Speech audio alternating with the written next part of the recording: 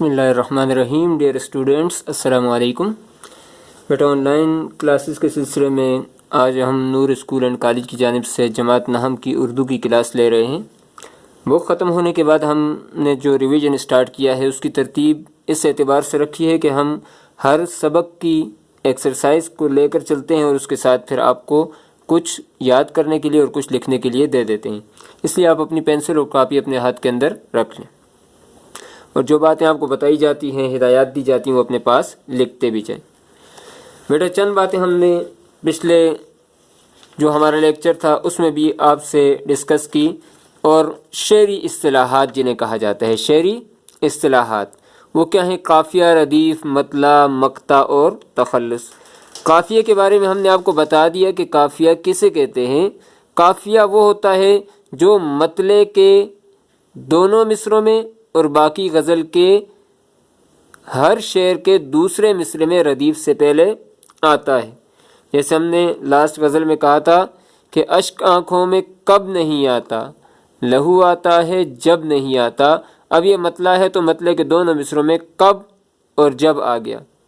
ہوش جاتا رہا نہیں لیکن جب وہ آتا ہے تب نہیں آتا، تب جو ہے یہ قافیہ ہے. اور ردیف ہم نے کہا کہ مطلع کے دونوں مصروں کے آخر میں جو لفظ یا الفاظ بار بار آتے ہیں وہ ردیف کہلاتے ہیں، اور غزل کے باقی اشعار کے ہر دوسرے مصرے میں ردیف آتا ہے. مطلع غزل کا پہلا شعر جس میں جو ہم کافی اور ہم ردیف ہوتے ہیں دونوں مصرے. مقطع آخری شعر کو کہتے ہیں جس میں شاعر اپنا تخلص استعمال کرتا ہے، اور تخلص کس کو کہتے ہیں جی؟ شاعر کا قلمی نام ہوتا ہے. تو بیٹا آ جاتے ہیں اب ہم اپنے آج کے سبق کی جانب. تو پہلا سوال آپ کی بک کے اندر لکھا ہے کہ پہلی غزل کے قوافی لکھیں. قوافی کیا لکھا ہوا ہے؟ قوافی. قوافی جمع ہے قافیہ کی. کس کی جمع ہے؟ قافیہ کی. یا آپ اپنے پاس نوٹ کر لیں. پھر اس کے بعد جو پہلی غزل ہے وہ کیا ہے؟ تو پہلی غزل یہ آپ کے سامنے ہے، ٹھیک ہے جی. سن تو سہی جہاں میں ہے تیرا فسانہ، کیا فسانہ انڈر لائن، کہتی ہے تجھ کو خلق خدا غائبانہ، کیا غائبانہ انڈر لائن. زیر زمین سے آتا ہے جو گل سو زر بکف، قارون راستے میں لٹایا خزانہ. کیا ہم نے کہا تھا کہ قافیہ پہلے شعر کے دونوں مصروں میں آتا ہے اور باقی میں دوسرے مصرے میں آتا ہے. یہاں پر خزانہ جو ہے یہ کیا ہے؟ قافیہ ہے. پھر اس کے بعد تیسرے شعر میں آئینہ خانہ قافیہ ہے. پھر چوتھے شعر کے اندر دام و دانہ قافیہ ہے. پھر اس کے بعد پانچویں شعر کے اندر زمانہ قافیہ ہے. چھٹے شعر کے اندر نشانہ قافیہ ہے.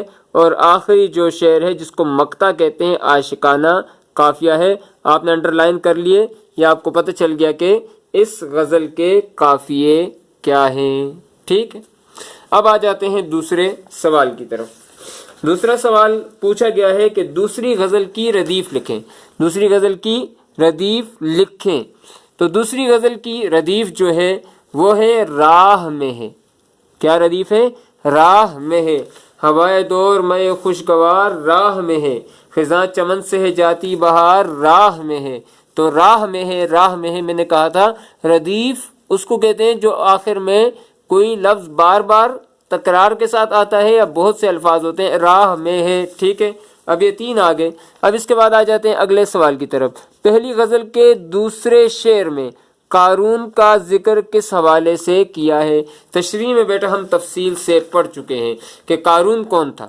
قارون کون تھا؟ تو قارون بنی اسرائیل کا مالدار شخص تھا جس کو اللہ کے راستے میں مال دینے کے لیے حضرت موسیٰ نے کہا. اس نے مال نہیں دیا، اللہ کا حکم بھی نہیں مانا، پیغمبر کا حکم بھی نہیں مانا. تو اللہ کے حکم سے حضرت موسیٰ علیہ السلام نے اس کو اپنی انگلی کے اشارے سے زمین میں دنسا دیا. یہ تو اس کی ہسٹری تھی جو ہم نے پڑھی. اب یہ کیا کہتا ہے شعر؟ زیر زمین سے آتا ہے جو گل سزر بکف. الفاظ معنی آپ کو پہلے بتا دیے گئے تھے، فنی محاسن باقی سارے. قارون نے راستے میں لٹایا خزانہ، کیا؟ تو بھائی اس شعر کے اندر ایک تو صنعت تلمی ہے، قارون کا ذکر ہے. صنعت تلمی آپ کو بتا دیا گیا تھا کہ کسی مشہور واقعے کی طرف جب اشارہ کیا جاتا ہے، چاہے وہ قرآن و حدیث میں یا تاریخ کے اندر ہے، سیاسی واقعہ ہے، سماجی واقعہ ہے، کوئی بھی ہے، تو یہ قارون جو ہے یہ صنعت تلمی ہے. اور دوسری یہاں پر حسن تعلیل ہے.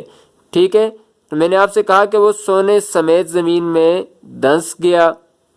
تو اب شاعر یہ کہتا ہے زمین سے جو زرد رنگ کے پیلے رنگ کے پھول جو کھلتے ہیں ان کے اندر قارون کے سونے کی جو ہے وہ رنگ آ جاتا ہے۔ یہ جو پھول کھلے ہوئے ہیں زرد زرد پیلے پیلے رنگ کے، ان کے اندر قارون کے سونے کی جھلک نمایاں ہے۔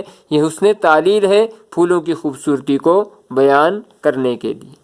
تو یہ آپ کا اگلا سوال بھی حل ہو گیا کہ پہلی غزل کے دوسرے شعر میں قارون کا ذکر کس حوالے سے کیا گیا ہے۔ ٹھیک ہے، اب اگلا سوال دیکھتے ہیں کہ پہلی غزل کے 5ویں شعر کو نثر میں تبدیل کریں۔ پہلی غزل کے 5ویں شعر کو نثر میں تبدیل کریں۔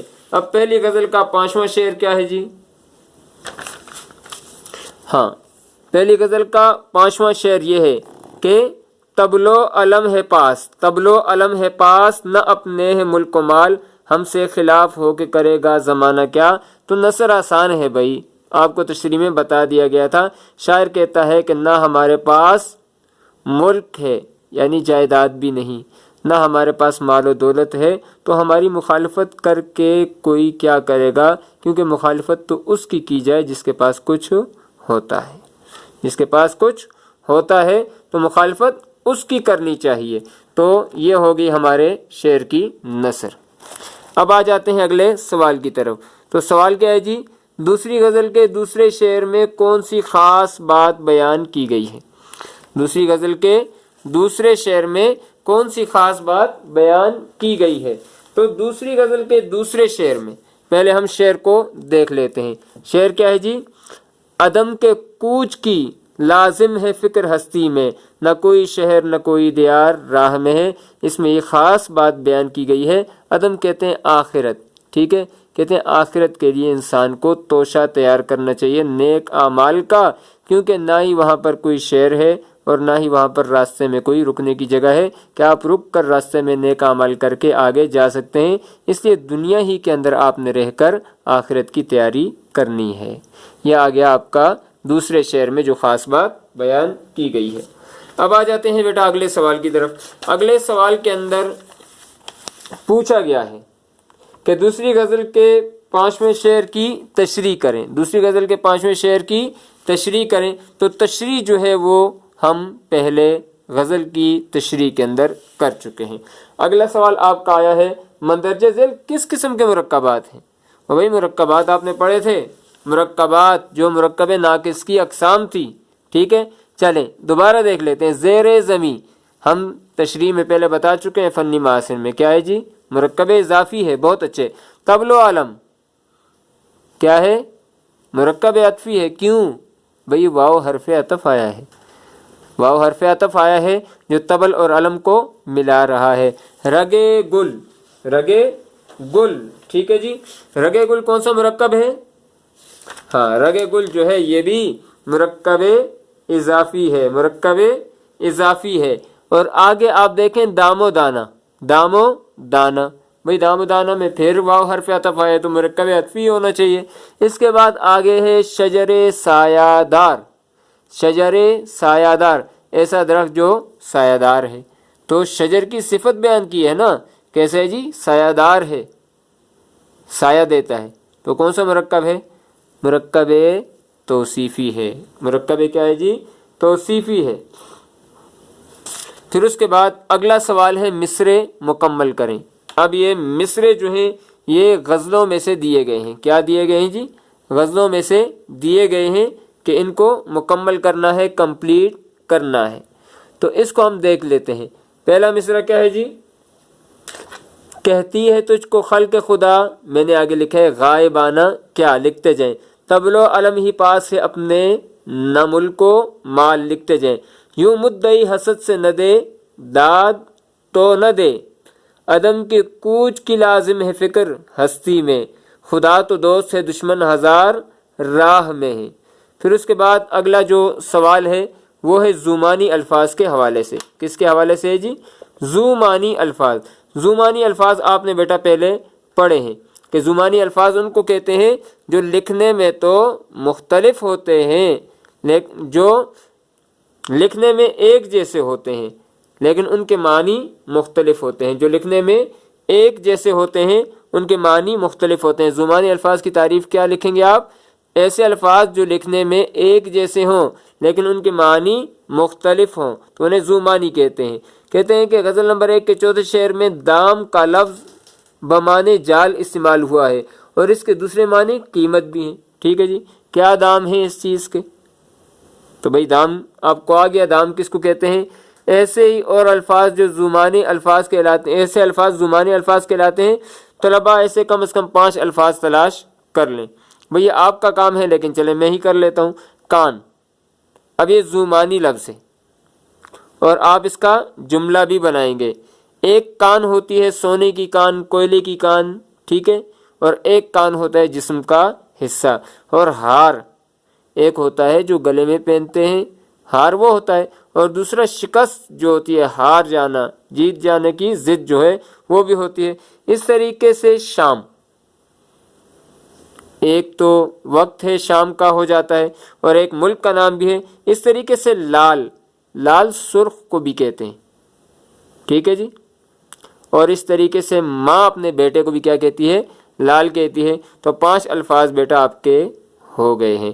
اب ان کے آپ نے جملے بھی بنانے ہیں. اب آپ کا ہوم ورک یہ ہے کہ جتنی ایکسرسائز ہم نے پڑھی ہے اوپر سے لے کر نیچے تک، یہ ساری کی ساری ایکسرسائز آپ نے اپنی اسائنمنٹ کے اندر لکھ لینی ہے. اور اس کے ساتھ آپ نے جو خواجہ حیدر علی آتش صاحب کی غزل نمبر 1 ہے وہ ہمارے نصاب کا حصہ ہے، وہ آپ نے یاد کر لینی ہے.